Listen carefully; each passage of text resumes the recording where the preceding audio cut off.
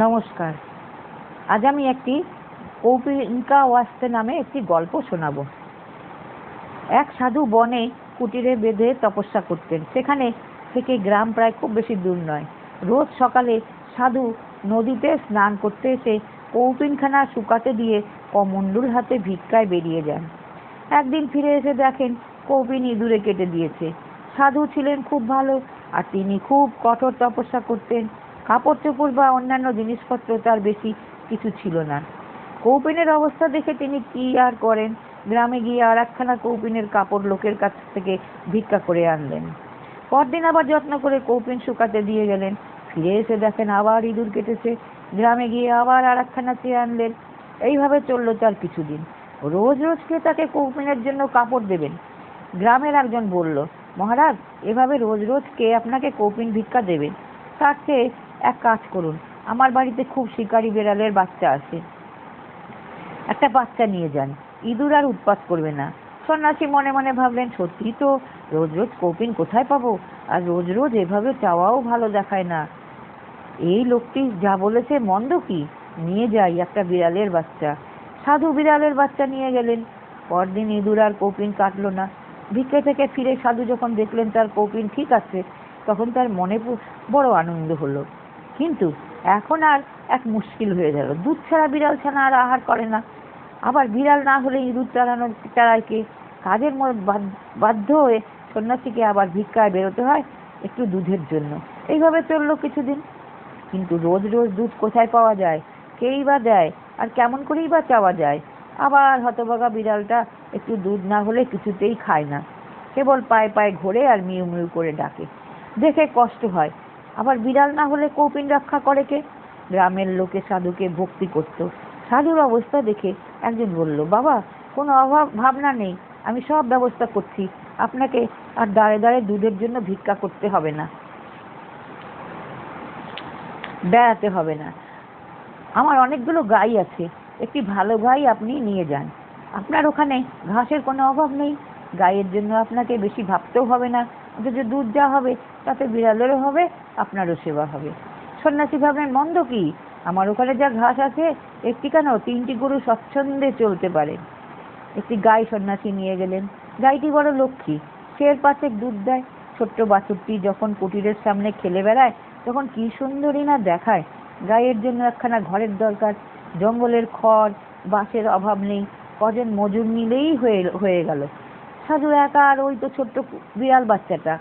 5 সের দুধ নিয়ে সাধু কি করবেন? কিছু বিক্রি করে দিলে হয় না? তাতে যা পয়সা পাওয়া যাবে তাতেই গায়ের জন্য একখানা বেশ ঘর হয়ে যাবে। তাই হলো। অতিরিক্ত দুধ রোজই বিক্রি হয়ে পয়সা আসতে লাগলো। সেই পয়সায় মজুর এলো, মজুররা ঘর তৈরি করে দিল। ছোট্ট হলেও ঘরখানা বেশ সুন্দর হলো।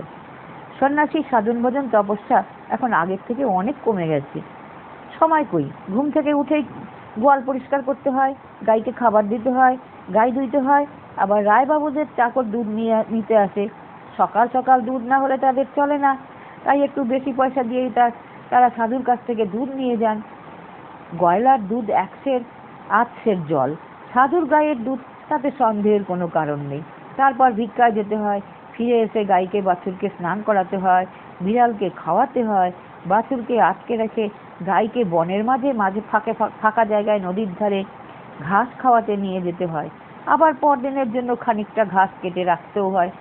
এইসব সেরে সব দিন ধীরে সুস্থে নিজের 4টি আহার করাই হয়ে ওঠে না। সাধন ভজন তপস্যার সময় কোথায় আর? গাইয়ের বা বাছুরের ডাক শুনলে রাত্রিতে আলো জ্বেলে উঠে উঠে দেখতে হয়। ভালুকরাও মাঝে মাঝে সেই পথ দিয়ে যাতায়াত করে। একদিন একটি ঘটনা ঘটল। ভিক্ষা থেকে ফিরে সাধু এসে দেখলো গোয়ালে বাছুর নেই। ওমা, কি বিপদ! কচি বাছুর কোথায় গেল? সারা দুপুর খুঁজলো, অবশেষে তাকে পাওয়া গেল নদীর ধারে এক ঝোপের ভিতর আরাম করে শুয়ে দিব্যি ঘুমাচ্ছে। আর একটু ওপাশে গেলেই হয়েছিল আর কি। নদীর পাড়টা ওইখানটা যেমন উঁচু তেমনি খাড়া। নদীতে আবার কি স্রোত! পাহাড়ি নদী, ওখানে গেলে আর কি রক্ষে ছিল? কচি বাছুর কিছুই সে বোঝে না, কেবল ভগবানের কৃপাতেই এই যাত্রায় বেঁচে গেছে সে। না, এরকম করে আর চলে না। সাধুর তো আর সেই জোয়ান বয়স নেই, এত খাটুনি পোষাবে কেন? আর শুধু গাইকে নিয়ে থাকলেও তো চলে না। ভিক্ষা আছে, সাধন ভজন আছে, তা দুধের যা দাম পাওয়া যাচ্ছে তাতে একটি চাকর রাখলে বেশ হয়। ঠিক একটি চাকর থাকলে গরু বাছুর দেখবে, আর সময় অসময়ে সাধুর একটু আধটু কাজকর্মও করে দিতে পারবে, যেমন নদী থেকে দুধ ঘরা, জল এনে দেওয়া, জঙ্গল থেকে কিছু কিছু কাঠ কেটে এনে দেওয়া, এইসব চাকর রাখা হলো। সাধু খানিকটা নিশ্চিন্ত হলেন। চাকরটি বেশ ভালো কাজের লোক। অল্প দিনের মধ্যেই সে বাড়িঘর সাফ সূত্র করে 2-4টি ফুলের গাছ লাগালো। সাধুর তাতে ভারী আনন্দ। সত্যিই তো, সাধু সন্ন্যাসীর জায়গায় ফুলের গাছ লাগিয়ে তুলসী গাছ এসব না হলে কি আর মানায়? একটি কুমড়ো গাছ আপনা আপনি উঠেছিল। চাকর জঙ্গল থেকে ডালপালা বেশ বাঁশ কেটে এনে যত্ন করে মাচা তৈরি করে দিল। ডালপালা অল্প দিনের মধ্যেই গাছটা বেড়ে উঠল। দেখতে দেখতে ফুলে ফুলে মাচা ভরে উঠল। সাধু তখন, সাবাস বেটা, চাকর উত্তর করলো, বড় চমৎকার মাটি, এখানে সোনা ফলবে, আমি একটু বাগান করব। তাই তো ছেলে মানুষ, একটু বাগান করার শখ হয়েছে, করুক না, জায়গাটাও পড়ে আছে, যদি একটু আধটু শাকসবজি হয় সে তো ভালোই। নানান রকমের বীজ চারা সাধু গ্রাম থেকে এনে দিলেন। চাকরও আনলো। চাকরের পরিশ্রমে অল্প দিনের মধ্যেই মস্ত বড় শাকসবজির বাগান হয়ে উঠল। দুজন মানুষ কত আর খাওয়া যায়। সাধু কিছু কিছু বিলিয়ে দিতে আরম্ভ করলো। চাকর বাজারে খানিকটা বিক্রি করে আসতে লাগলো। সাধুর কুটিরখানা ভেঙে পড়ে যাচ্ছিল। খড় বাঁশের ঘর কতদিন আর যায়? সাধু বললেন, বাবা রামচরণ, কুটিরখানা তো গেল, কি করা যায় বলো দেখি। চাকরের নাম রামচরণ। রামচরণ বলল, আমার কথা যদি শোনেন বাবা, তাহলে ছোটখাটো একখানা পাকা বাড়ি করে ফেলি। বলিস কি রে? আশ্চর্য হয়ে সাধু উত্তর করলেন। রামচরণ বলল, আগে হ্যাঁ, কত আর খরচ পড়বে? ওই বিলের কাছে নিচু জমিতে ভালো ইট তৈরি হবে। নিজেরা ইট করিয়ে নিলে খরচ কম পড়বে। এই খড়ের ঘর, তার পিছনে লেগেই থাকতে হয়। আজ বেড়া বাঁধো, কাল খুঁটি বদলাও, পরশু চাল মেরামত করো। আপনি সাধু মনের এই তো ঝঞ্ঝাট কি আপনার পোষায়? তারপর আজকাল আমাদের হাতে 2টি পয়সা আছে, দেশে যা চোর ডাকাতের ভয়, এই ঘরে চুরি হতে কতক্ষণ? সাধু ভাবতে লাগলেন, রামচরণ যা বলছে তা একেবারে মিথ্যা নয়। ছেলে মানুষ হলেও রামচরণের মাথায় অতি চমৎকার বুদ্ধি। এইরকম বুদ্ধি বিবেচনা সকলের হয় না। তা একটা ছোটখাটো বাড়ি করতে আর কত খরচ পড়বে? তাছাড়া সাধু মানুষ দেখে সকলেই খাতির করে। ইটের কাজ আরম্ভ হলো। একদিকে রামচরণ চাষ করতে আরম্ভ করেছে।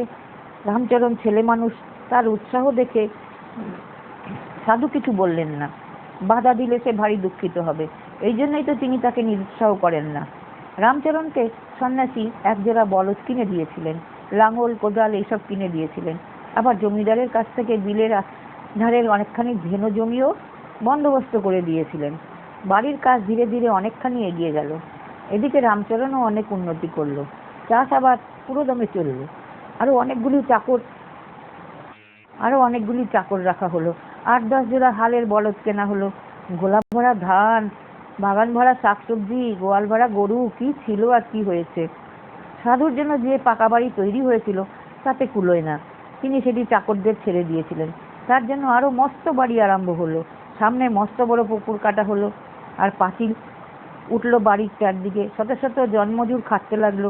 সাধুর একদণ্ড অবসর নেই। নিজে না দেখেই কিছু যে হয় না। তবে রামচরণ কাজের লোক বটে, সে ছিল বলেই ক্ষেতের কাজটা তাকে আর দেখতে হতো না। হাজার হাজার মন ধান বছরে যে বিক্রি হচ্ছিল, সে তা রামচরণের জন্যই।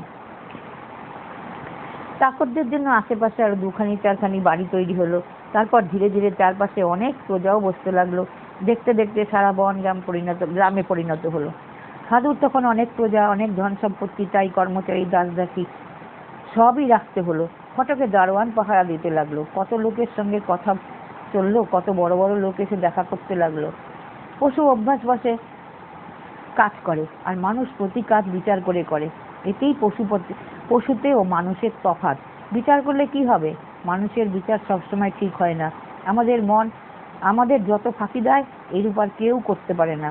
আমরা যখন ধীরে ধীরে অধঃপথে যাই, অন্যায়ের পথে যাই, তখন আমাদের মন নানান রূপ যুক্তি দিয়ে আমাদের বুঝিয়ে দেয় আমরা সবই ভালো করছি। সন্ন্যাসী আর সন্ন্যাসী নেই, তিনি হলেন জমিদার, মহাজন, ধনী বিষয়ী। কত তার দাসদাসী, কত তার জাঁকজমক। এইভাবে কিছুদিন গেল। একদিন সাধুর গুরুদেব শিষ্যের খোঁজে এলেন। বহুদিন ধরে শিষ্যের কোনো সংবাদ তিনি পাচ্ছিলেন না। এসে দেখলেন সেই বন নেই, সেই কুটির নেই, সেখানে হয়েছে মস্ত বড় গ্রাম। তিনি লোকজনকে জিজ্ঞাসা করে জানতে পারলেন সেই সাধুই এখন বিরাট বাড়ির ঘর আর ধন সম্পত্তির অধিকারী। শিষ্যের অবস্থা গুরু সবই বুঝতে পারলেন। কোথাও না থেমে একেবারে তিনি বৈঠকখানার সামনে গিয়ে দাঁড়ালেন। সাধু কর্মে ব্যস্ত ছিলেন।